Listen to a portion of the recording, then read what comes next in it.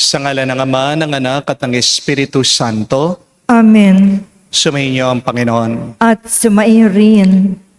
Mga kapatid, kapag tayo'y hirap na hirap sa buhay, meron tayong isang expression na palaging sinasabi, na tila ba tayo'y pumapasok sa butas ng karayom. Kapag nahihirapan na tayo sa ating relasyon, kapag nalilito ka na, hindi mo alam saan ka makakuha ng pera para makapagbayad ng utang, kapag nabibigatan ka na, napapagod ka na sa pagpapagamot sa iyong sakit, kapag nagsasawa ka na sa pangangaral dyan sa iyong mga anak, marami tayong mga karanasan na tila ba pumapasok tayo sa butas ng karayom. Pero maririnig natin ang mabuting balita, sabi ng ating Panginoong Jesucristo, na ang isang kamelyo kayang pumasok daw sa butas ng karayom. Imposible. Pero walang imposible pagdating sa Diyos. Yan ang pinapaalala niya sa atin. At paano natin nararanasan ang himala, milagrong pagpapala ng Diyos? Nag-uumpisa sa pananampalataya.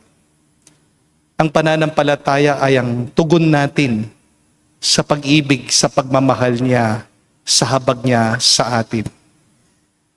Pero ang pananampalataya ay kailangan mayroong tanda. At anong tanda na tayo nagtitiwala? Ang ating pagbibigay ng ating sarili. Minin natin marami sa atin ang sumusunod sa Diyos, pero ayaw naman magbigay. Lalong-lalo na ayaw nating iwanan ang ating mga kasalanan. Kaya naman sa banal na misang ito, yan ang ating ipagdasal. Ang matuto tayong bumitiw sa mga inaakala nating makakapagbigay sa atin ng kapayapaan, pero sa totoo, silang nagpapabigat sa atin. Sa mga pagkakamali natin, sa ating mga pagkukulang sa Diyos, at sa ating mga minamahal, hingin natin muli ang awat, pagpapatawad ng Diyos, para tayo'y minsan pa makitang karapat-dapat makatanggap sa mga banal na misteryo. Inaamin ko Sa makapangyarihang Diyos at sa inyo mga kapatid, na lubha akong nagkasala sa isip, sa salita at sa gawa at sa aking pagkukulang. Kaya isinasamo ko sa mahal na Birheng Maria, sa lahat ng mga anghel at mga banal, at sa inyo mga kapatid, na ako'y panalangin sa Panginoong ating Diyos. kaawaan tayo ng makapangyarihang Diyos, patawarin tayo sa ating mga kasalanan, patnubayan tayo sa buhay na walang hanggan. Amen. Panginoon, kaawaan mo kami. Panginoon, kaawaan mo kami. Kristo, kaawaan mo kami. Kristo, kaawaan mo kami. Panginoon, kaawaan mo kami. Panginoon, kaawaan mo kami. Manalangin tayo. Ama namin makapangyarihan, lingid sa aming paningin ang mga inihanda mo para sa mga nagmamahal sa iyo.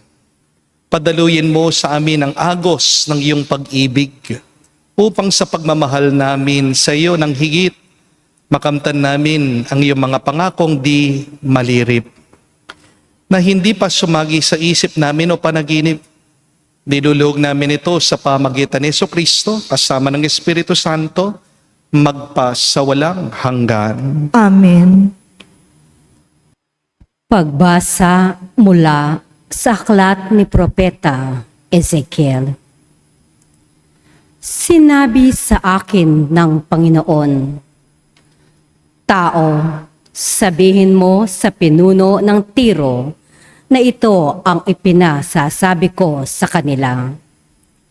Sa iyong kapalaluan ay sinabi mong isa kang Diyos. Nakaluklok kang parang Diyos sa gitna ng karagatan. Bagamat ang totoo'y hindi ka Diyos, kundi tao lamang. Pinipilit mong abutin ang isipan ng isang Diyos. Akala mo'y matalino ka pa kay Daniel. Akala mo'y alam mo ang lahat ng bagay, kahit pa anong lihim. Sa dunong mo't kaalaman, ay nagkamal ka at nakapagbunton ng pilak at ginto. Sa iyo ngang nalalaman sa larangan ng kalakal, patuloy na lumaki ang iyong kayamanan. Dahil dito, naging palalo ka. Kaya naman ito ang ipinasasabi ng Diyos na Panginoon, pagkat pilit mong ipinapantay sa Diyos ang sarili, ipanulusob kita sa pinakamalupit na kaaway sa daigdig.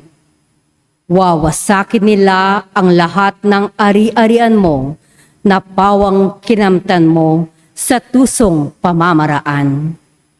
Ihuhulog ka niya sa ilalim ng walang hanggan.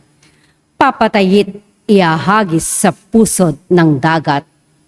Sa harap ng mga papatay sa iyo, ay masasabi mo pang ikaw ay Diyos. Noon mo malalamang ikaw pala ay tao lamang at may kamatayan. Parang aso kang papatayin ng mga dayuhan. Akong Panginoon ang may sabi nito. Ang salita ng Diyos. Salamat sa Diyos. Nasa pasya ng may kapal ang buhay at kamatayan.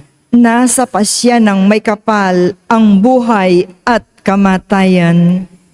Ipinasya ko nang sila'y lipulin at pawiin sa alaala ng madla. Ngunit di ko tutulutan ang kanilang kaaway ay maghambog at sabihing, Nasa pasya ng may kapal ang buhay at kamatayan. kami ang lumupig sa kanila at hindi ang Diyos nila. Mahina ang pangunawa ng Israel at sila'y may tuturing na bansang mangmang. Nasa pasya ng may kapal ang buhay at kamatayan. Paanong ang 1,000 ay magtutugis ng isang tao at mapipigilan ng 2 ang 10,000? Sila'y pinabayaan ng Diyos na poon, itinakwil na sila ng kanilang dakilang Diyos. Nasa pasya ng may kapal ang buhay at kamatayan. Darating ang araw ng aking paniningil at paghihiganti, hanggang sa sila'y humapay at mabuwal, pagkat ang wakas nila ay malapit na.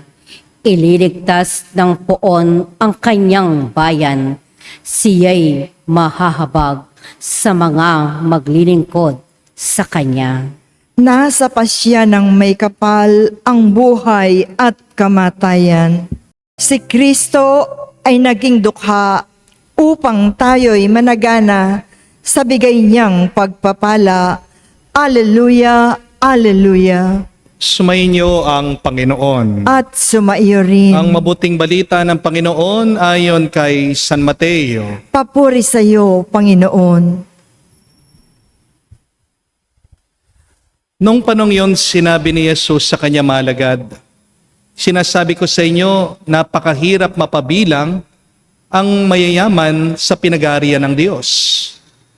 At sinabi ko rin sa inyo, madali pang makaraan ng kamelyo sa butas ng karayom kaysa sa pasakop sa paghahari ng Diyos ang isang mayaman.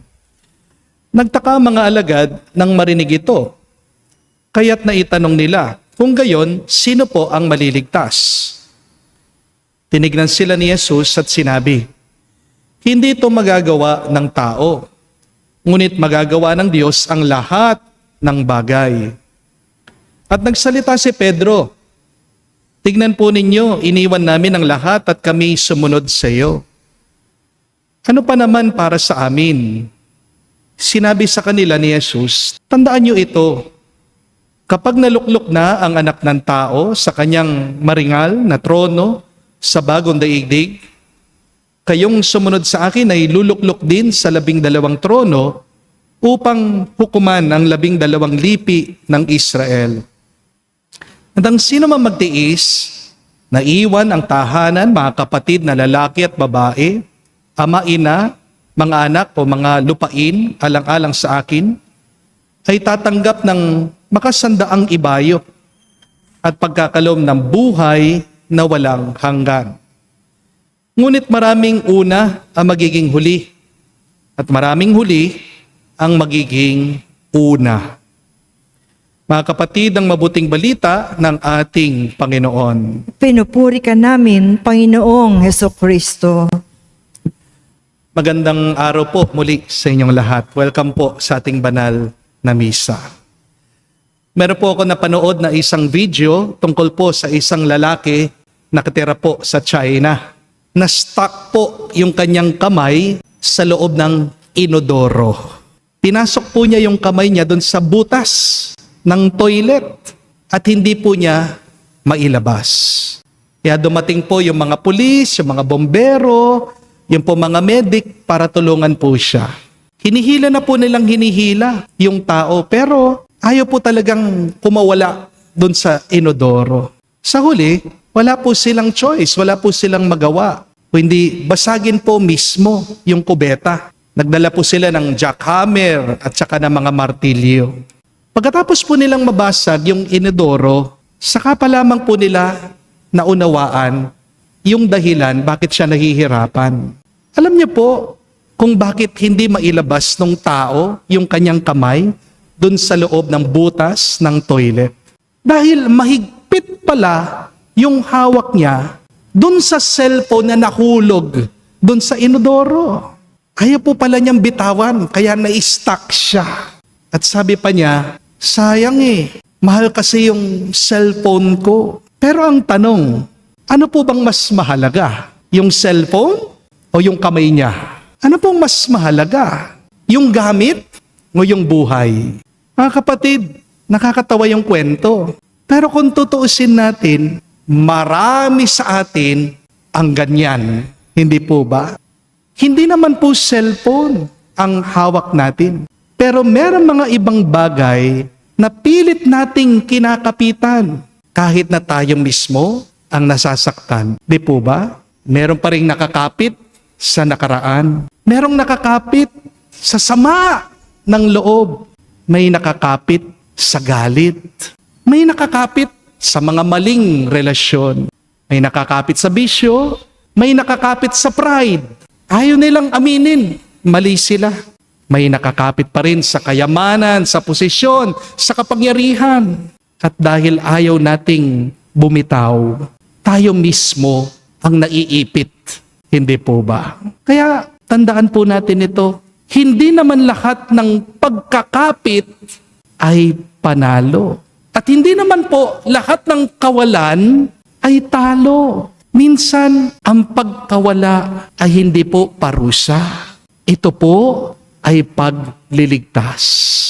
Merong mga bagay sa ating buhay, minsan kailangan mo nang mawala para magkaroon ng puwang, ang mas malaking biyaya ng Diyos para sa iyo. Hindi mo mahahawakan ng bago kung mahigpit pa rin ang kapit mo sa luma. Hindi po ba?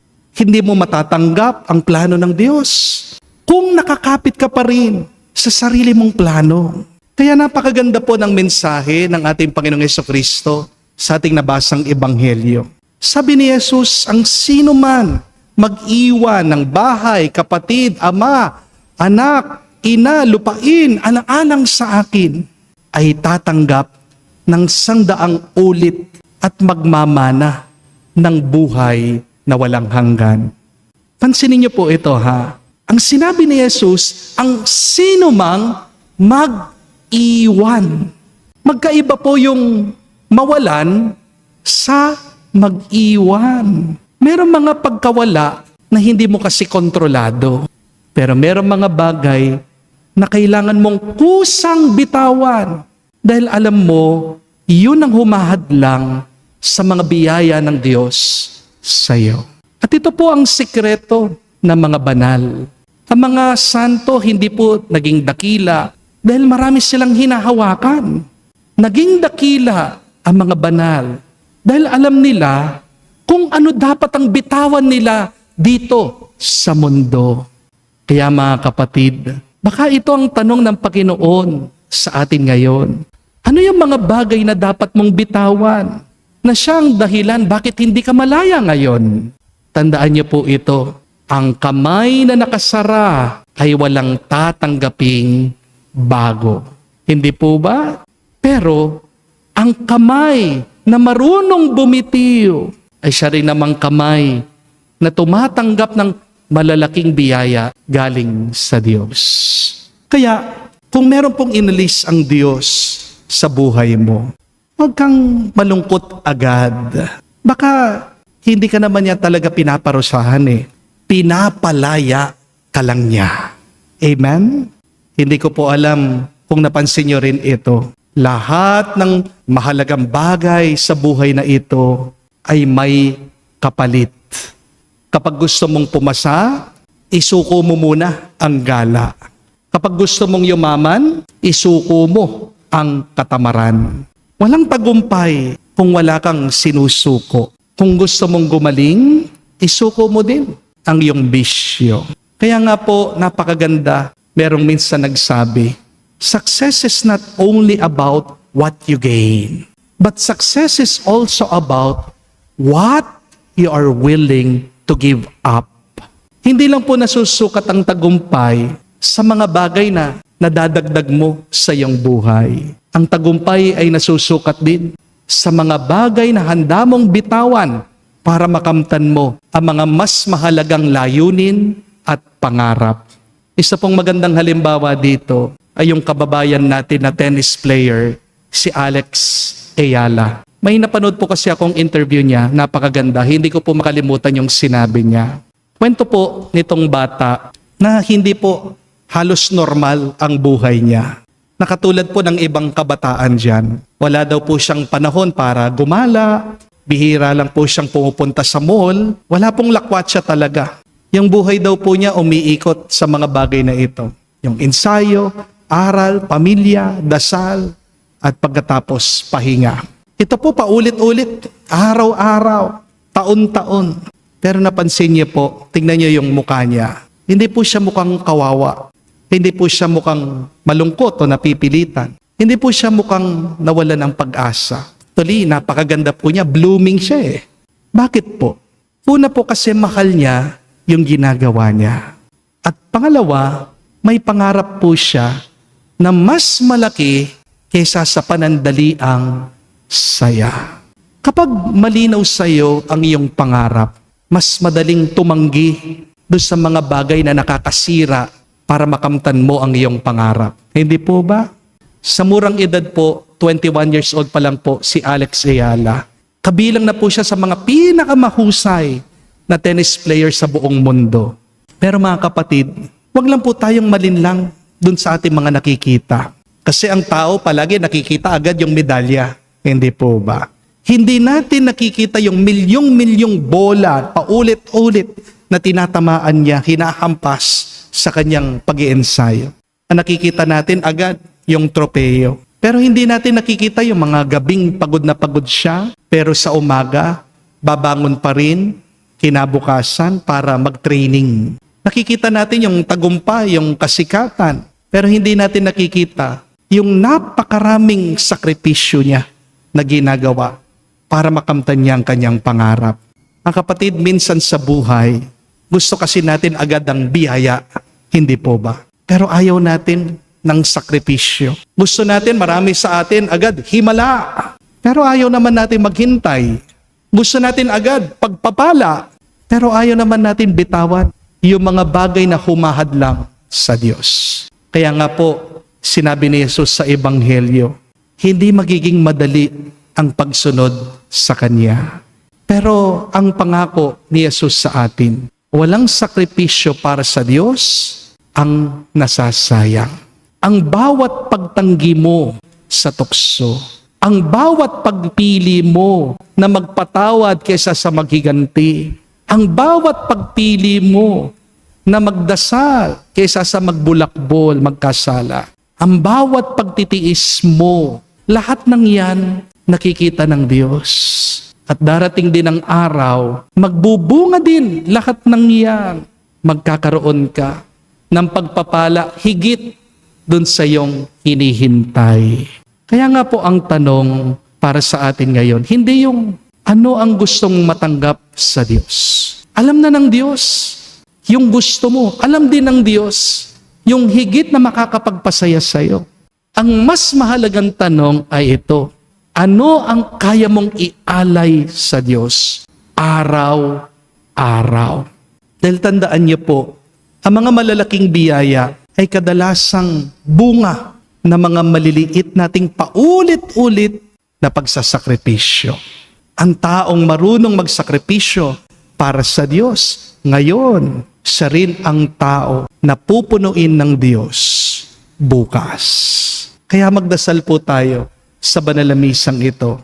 Huwag tayong magsawa sana na piliin natin ang tama. Huwag sana tayong mapagod sa pag-aalay natin ang ating sarili sa Diyos. Dahil may bunga palagi ang kabutihang tinatanim mo.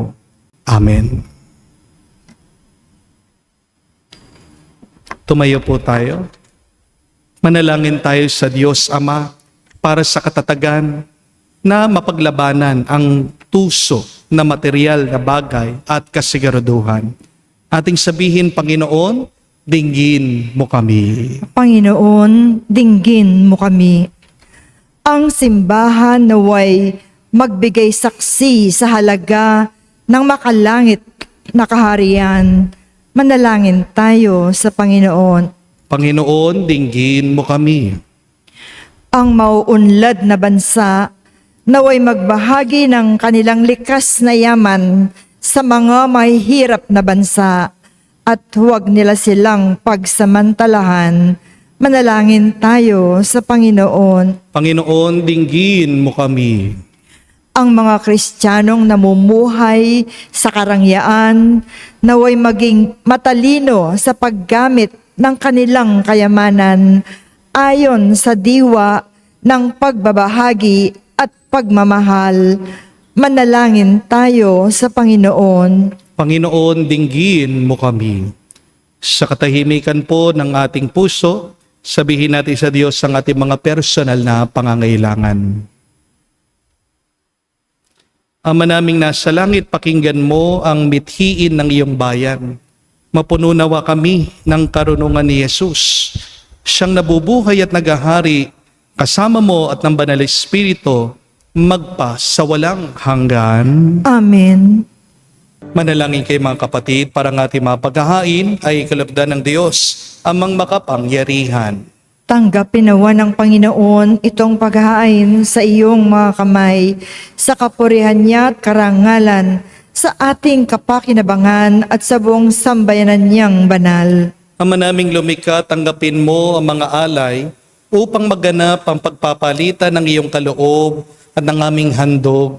Sa aming paghahain na iyo na ring binigay para kami maging marapat na iyong paunlakan. Sa pamagitan ni Jesucristo kasama ng Espiritu Santo, magpa sa walang hanggan. Amen. Sumainyo ang Panginoon. At sumaiyo rin. Itaas sa Diyos sa inyong mga puso at diwa. Itinaas na namin sa Panginoon. Pasalamatan natin ang Panginoong ating Diyos. Marapat na siya ay pasalamatan. Ama naming makapangyarihan, tunay nga marapat ikaw ang aming pasalamatan.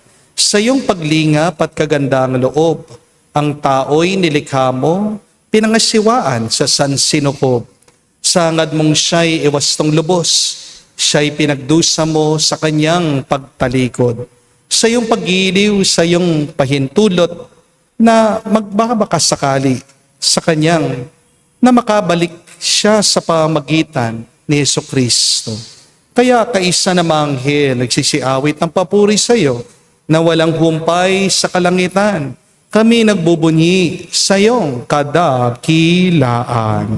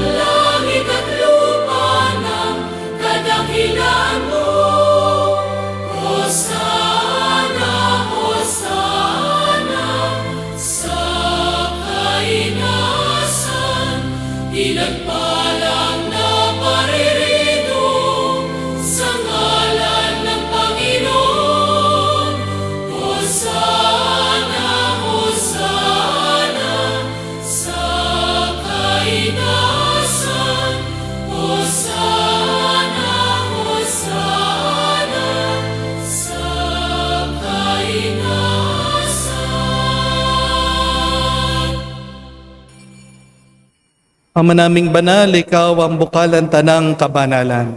Kaya't sa pamagitan ng iyong Espiritu, gawin mong banal ang mga kaloob na ito upang para sa amin maging katawan at dugo ng aming Panginoong Heso Kristo. Bago niya pinagtiis ang kusang loob na maging handog, hinawakan niyang tinapay, pinasalamatan kanya, pinaghati-hati niya iyon. Inabot sa kanya malagad at sinabi, tanggapin ninyong lahat ito at kanin. Ito ang aking katawan na ihahandog para sa inyo.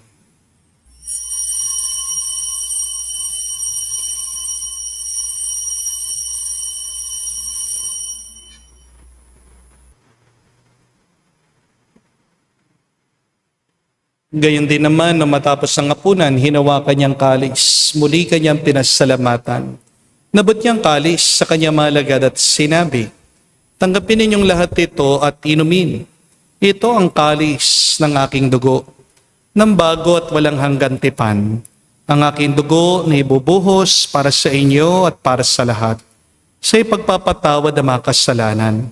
Gawin ninyo ito sa pag-aalaala sa akin.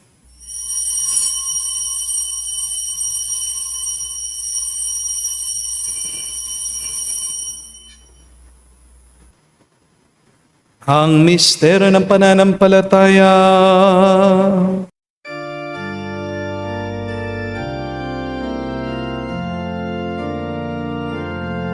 Si Kristo ay namatay, si Kristo ay nabuhay,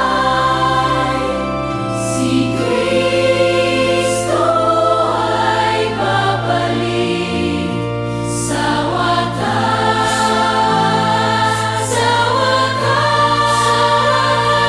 sa wakas ng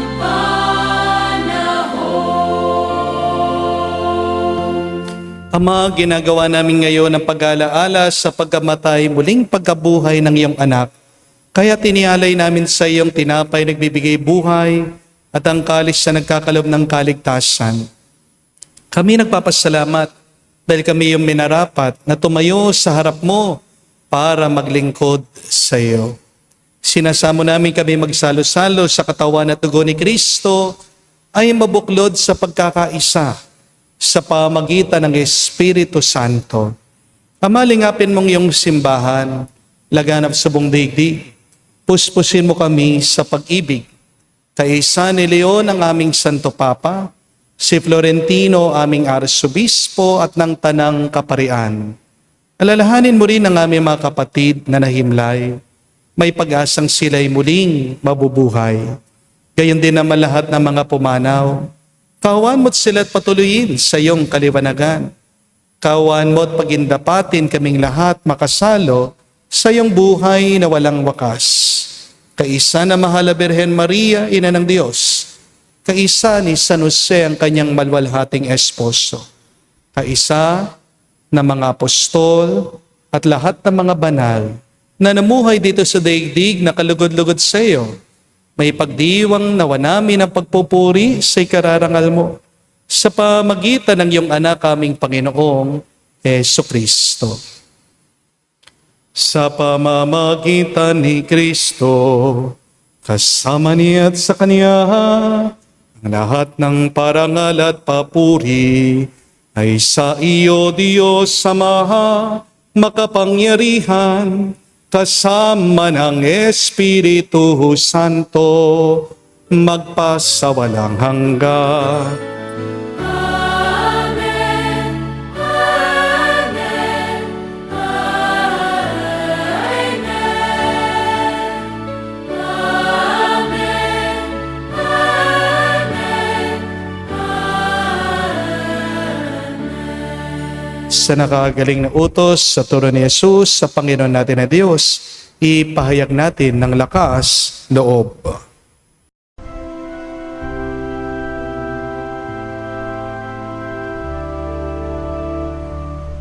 Ama namin, sumasalangit ka, sambahin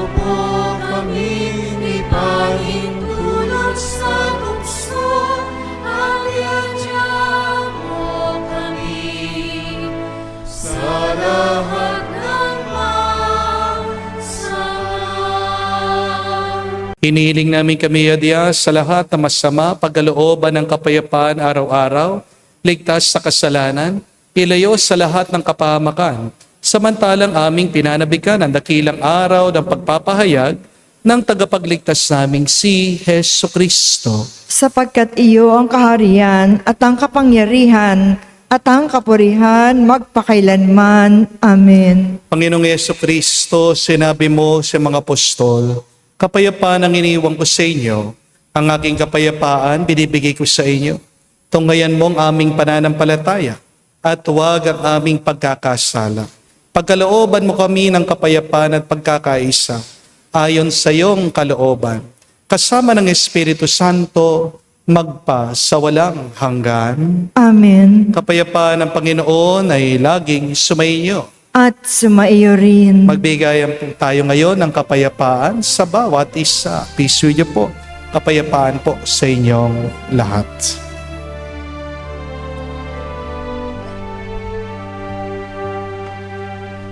Cordero ng Diyos na nag-aalis ng mga kasalanan ng sanlibutan, maawa ka sa amin.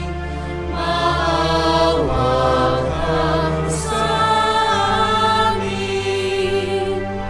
Cordero ng Diyos na nag-aalis ng mga kasalanan ng sanlibutan, maawa ka sa amin.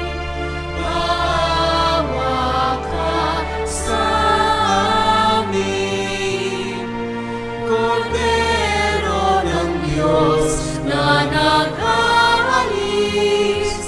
ng mga kasalanan ng sanlibutan, ipagkaloob mo sa amin ang kapayapaan.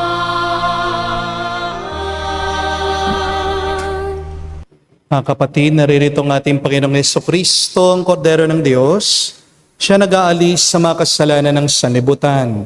Mapalad tayong lumalapit sa piging ng Kordero.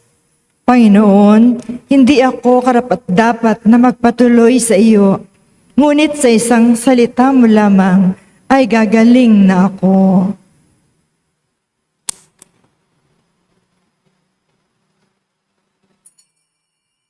Panalangin tayo. Ama namin mapagmahal, sa banal na pakikinabang, si Kristo ay aming pinagsaluhan. Hinihiling namin kami maging katulad niya sa langit, pakundangan sa kanyang pagiging aming kaparis. Bilang tagapamagitan kasama ng Espiritu Santo, magpa sa walang hanggan. Amen. Mga kapatid, I want you to remember this, that sometimes holding on hurts you more than letting go. Kapag nakakapit ka palagi, mas masakit yan, mas mahirap yan, mas mabigat yan. Father, nagloko yung asawa ko, so bibitawan ko na lang siya. Huwag mo siyang bibitawan, ibibigay doon sa kabit niya. Alay mo siya sa Diyos. Problema kasi sa atin, yung pagbibitaw natin, ikaw nang bahala. Mali yun. Bumibitaw ka dahil alam mo, ang Diyos, siya nang bahala. Hindi po ba? Pansinin niyo, pag mahigpit yung kapit niyo, diyan umiiwas sa inyo yung hinahabol niyo. Ano man yan? Mahigpit yung kapit mo sa pera. Pero kaya walang dumarating na mas maraming pera. Di po ba? Sarado ka eh. Masyado kang mahigpit ang hawak mo yan sa pagpapagaling mo. Kaya na-stress ka. Kaya na-burn out ka. Relax. Let go and let God. Sino nagtatagumpay? Hindi yung maraming nakukuha o dinadagdag sa kanilang buhay. Ang tagumpay din ay yung marunong kang bumitaw dun sa mga bagay na hindi naman talaga nakakatulong sa iyo. Ang tagumpay ay yung paghindi mo sa mga bagay na nagiging hadlang para ikaw ay biyayaan ng Diyos. Ang tanong ay hindi yung anong gusto mong makuha. Alam na ng Diyos kahit hindi mo sabihin. Binibigay ng Diyos sa iyo yung kailangan mo, yung gusto mo, lalong-lalo na pag pinapasaya mo siya. Pero ang mas mahalagang tanong, ano yung handa mong isakripisyo, ialay, ibigay, iwan, araw-araw? Kasi aminin natin, minsan, nagsasakripisyo tayo, minsan-minsan lang. Nagsisimba naman ako, Father, once a week. Pero ang tanong ko sa inyo, ano yung ginagawa mo the rest of the week? Minin nyo. Ang iba sa inyo, ha? Diba? Nandun kayo sa paborito nyong kasalanan. Amen? Father, nagsisimba naman ako sa iyo. Araw-araw. Online pa nga. Tapos nagro-rosaryo ko. Thank you po. Pero ang tanong ko, pagkatapos mong magsimba, pagkatapos mong magrosaryo, anong ginagawa mo? How do you spend your 23 hours in the day? Diba? Bumabalik ka na naman doon sa mga kinakapitan mo, galit mo, pagrereklamo mo, yung takot. Kapag ikaw ay nag-alay sa Diyos, dapat buo, dapat tuloy-tuloy. Amen? Kasi wala namang nasasayang kapag tayo'y nagbibigay at nag-aalay sa Diyos. Ibabalik pa nga niya yan Sabi niya, siksik, liglig, umaapaw. May malaking gantimpala at merong buhay na walang hanggan. Reflect on that. What am I willing to give, to sacrifice, always to God? Start with your time and then your attention. Time is gold. Di po ba? And where your attention goes, there your strength grows. Kung anong tinitignan mo, yan ang nagpapalakas sa'yo. Hari nawa, bigay mong yung oras, ibigay mo ang iyong paningin at atensyon sa Diyos. Makikita mo, aapaw na mga pagpapalat milagro sa iyong buhay, araw-araw. Sumaiyo ang Panginoon. At sumaiyo rin. At kayo basbasa ng Diyos, makapangyarihan sa lahat. Sa ngalan ng Ama, ng Anak, ng Espiritu Santo. Amen. Ang ating misa'y natapos na. Humayo kayo sa kapayapaan ni Kristo. Salamat sa Diyos.